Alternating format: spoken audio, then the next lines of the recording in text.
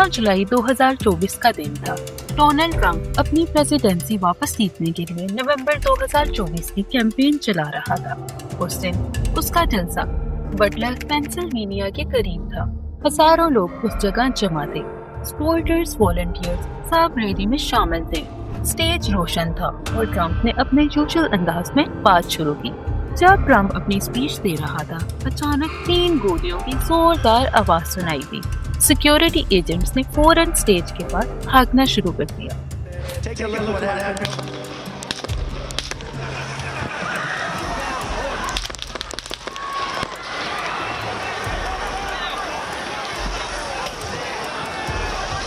दोस्तों, AC our में आप सबको खुशामदीद। 13 जुलाई 2024 को जलसे का आगाज होने से कुछ देर पहले लोगों ने एक आदमी को स्टेज की राइट साइड वाली बिल्डिंग की छत पर खड़े देखा था। पहले लोगों ने उसको सिक्योरिटी का आदमी समझा, क्योंकि उसकी पोजीशन और पोस्चर ऐसा ही था जैसे दूसरे ड्यूटी पर खड़े लोग थे। लेकिन जब उसके कपड़ों पर नजर पड़ी तो पता चला कि वो भी सिक्योरिटी वाला नहीं था। उसके हाथ में एक बड़ी राइफल थी, एक AR style semi automatic rifle, और उसने एक ही लम्हे में मल्टीपल शॉट्स फायर कर दिए। शूटर और स्टेज के दरमियान तकरीबन 410 फीट का फासला था, लगभग 125 मीटर। पुलिस रिपोर्ट्स ने बताया कि शूटर ने टोटल 8 गोलियां चलाई। कुछ स्टेज और क्राउड की तरफ गई। एक गोली ट्रंप के बहुत करीब से गुजरी, जिससे उसका कान जख्मी हुआ और वो फौरन डाइस के नीचे बैठ गया। और साथ ही सीक्रेट सर्विसेज के एजेंट्स ने फौरन उसको शील्ड कर लिया और उनको बुलेट प्रूफ SUV तक ले जाया गया। सिर्फ 30 से 40 सेकंड के अंदर ट्रंप को क्राउड से निकालकर हॉस्पिटल ले गए। सीक्रेट सर्विसेज के स्नाइपर टीम, जो पहले से ही 2 अलग बिल्डिंग्स पर पोजीशन थे, उन्होंने फौरन अपना निशाना शूटर की तरफ कर लिया। उनका रिस्पॉन्स इतना तेज था कि कुछ ही सेकंड्स के अंदर स्नाइपर्स ने शूटर को मार गिराया और उसे छत से भागने का मौका नहीं मिल सका। शूटर की फायरिंग के दौरान 1 से ज्यादा सिविलियन जख्मी हुए। एक आदमी कोरे कंपैरेटोर, जो 50 साल का लोकल फाइटर था, गोली से जा बहक हो गया। 2 लोग जख्मी हुए। उनको हॉस्पिटल ले जाया गया, मगर उनकी जान बच गई। इसके फौरन बाद शूटर की आइडेंटिफिकेशन का काम शुरू हो गया। FBI और लोकल लॉ एनफोर्समेंट ने उसका नाम थॉमस मैथ्यू क्रूक्स बताया। उसकी उम्र तकरीबन 20 साल थी और उसका ताल्लुक बेथल पार्क, पेंसिल्वेनिया से था, जो कि रिली साइड से तकरीबन 70 किलोमीटर दूर था। इन्वेस्टिगेटर्स ने बताया कि क्रूक्स 12 जुलाई को एक लोकल शूटिंग रेंज पर प्रैक्टिस कर चुका था। उन्होंने ये भी मालूम किया कि उसने एक लैडर और कुछ एक्स्ट्रा एम्यूनिशन खरीदी थी और वो बिल्डिंग जिस पर चढ़कर शूटर ने पोजीशन ली, वहाँ पहले भी सिक्योरिटी स्टेजिंग चल रही थी।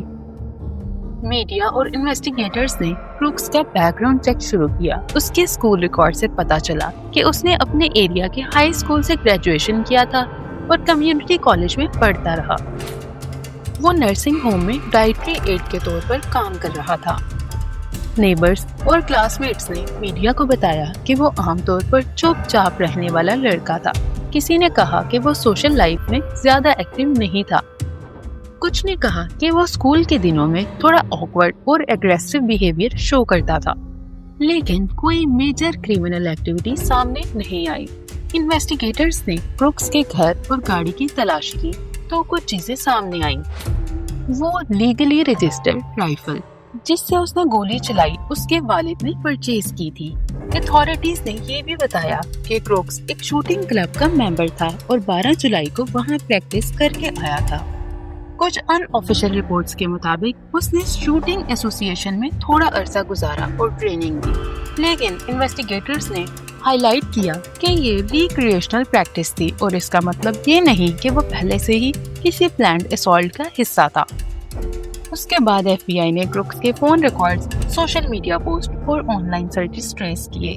कुछ रिकॉर्ड से मालूम हुआ कि उसने recently political rhetoric, conspiracy theory material और वायलेंट कंटेंट देखा था, मगर FBI ने ऑफिशियली डिक्लेयर किया कि इनिशियल एनालिसिस में कोई डायरेक्ट ऑर्गेनाइज्ड एक्सट्रीमिस्ट ग्रुप का लिंक नजर नहीं आया। उनका पहला बयान ये था कि सस्पेक्ट ने लोन एक्टर के तौर पर काम किया। इस इंसिडेंट से सिक्योरिटी पर बहुत सवाल उठे कि रैली के पीछे मौजूद बिल्डिंग्स पर already 2 secret service snipers position थे जो स्टैंडर्ड प्रोटोकॉल का हिस्सा थे, लेकिन फिर भी शूटर को उस छत पर जाकर पोजीशन लेने का मौका कैसे मिला? लोकल पुलिस और फेडरल एजेंट्स ने स्टेजिंग एरिया की मैपिंग और रूफटॉप एक्सेस पॉइंट्स का ऑडिट किया। उन्होंने देखा कि कुछ बिल्डिंग्स के एक्सेस पॉइंट सफिशिएंटली सिक्योर्ड नहीं थे और कुछ प्राइवेट एंट्रेंसेस जहां से लोग आसानी से आ सकते थे। ट्रम्प को रूटीन मेडिकल असेसमेंट के बाद हॉस्पिटल से डिस्चार्ज कर दिया गया, लेकिन डॉक्टर्स ने कंफर्म किया कि उनको कान पर सुपरफिशियल वुंड आया जो क्रिटिकल नहीं था।